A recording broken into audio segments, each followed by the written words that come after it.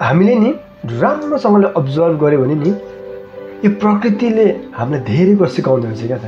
For example जुन चाहिँ हाम्रो यो 12 महिनामा 4 सिजन छ नि, summer, spring, winter, autumn. Guys के हामी सबैजनाले सबैलाई यो 4 सिजन मनपर्छ होला र?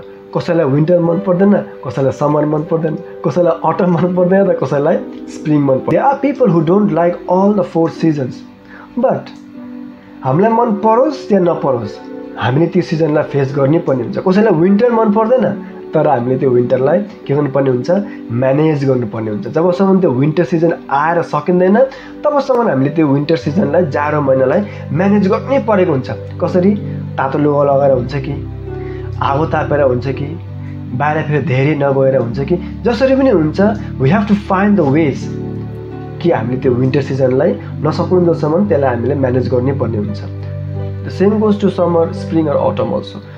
र एउटा कुरा चाहिँ 100% कन्फर्म के हो भने यो संसारमा जे पनि आउँछ त्यसको एक्सपायरी डेट लिएरै आएको हुन्छ। चाहे प्रकृति होस् या भगवान परमात्मा आफै आउँदा पनि उहाँहरूले पनि एउटा एक्सपायरी डेट लिएर आएको हुन्छ हैन। त्यसै प्रकारले हाम्रो लाइफमा पनि धेरै प्रकारको सिचुएसन्सहरू आउँछ। कोही बेला सुख हुन्छ, कोही बेला दुःख हुन्छ, कोही बेला यस्तो खालको प्रब्लम्सहरू लाइफमा आउँछ जुन चाहिँ हाम्रो हातमा त्यसको सल्युसनै हुँदैन। त्यसमा के गर्ने भन्दाखेरि वी हेभ टु म्यानेज। किन? आज न त भोलि न त पर्सि त्यो सिचुएसन, त्यो प्रब्लम पनि अपने आप सल्भ भएर जान्छै जान्छ, 100% ग्यारेन्टिड हो। तर जबसम्म त्यो सिचुएसन सल्भ हुँदैन, त्यसको एक्सपायरी डेट आउँदैन नि, तबसम्म चाहिँ हामीले के गर्नुपर्ने हुन्छ, म्यानेज। भोगेर हुन्छ कि, सहेर हुन्छ कि, टेम्पोरेरी सल्युसन खोजेर हुन्छ कि, के गरेर हुन्छ, म्यानेज चाहिँ गर्नै पर्ने हुँदो रहेछ। सो यस, लाइफमा कराभन्दा करा सिचुएसन आउला, धेरै थचक्कै भुइँमै बसेर उठ्नै नसक्ने खालको प्रब्लम्सले आफूलाई थिचेर राख्ला। बट गाइज अलवेज रिमेम्बर, यदि कुनै चिजको डेट अफ बर्थ छ भने त्यसको डेट अफ एक्सपायरी पनि हुन्छै हुन्छ। So just let's manage.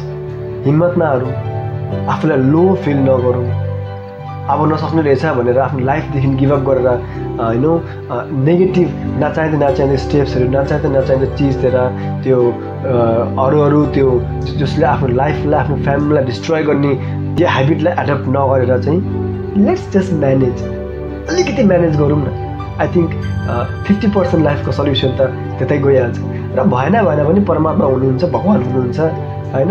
उहाँलाई सिधै भन्ने, भगवान यो समस्यालाई झेल्ने शक्ति मेरोमा छैन, यसको सल्युसन मेरोमा छैन, बस यो सबै समस्या म तपाईँको चरणमा राखिदिएको छु, मलाई झेल्ने शक्ति दिनुहोस्, मलाई म्यानेज गर्ने तरिका बताइदिनुहोस्, म्यानेज गर्ने तरिका सिकाइदिनु होला। कुछ न कुछ केही न केही गरी यसलाई सहन सक्ने हिम्मत दिनुहोस् प्रभु। बाँकी त एक्सपायरी डेट त आउँछै आउँछ। So thank you guys. कस्तो लाग्यो कमेन्ट गर्नु होला।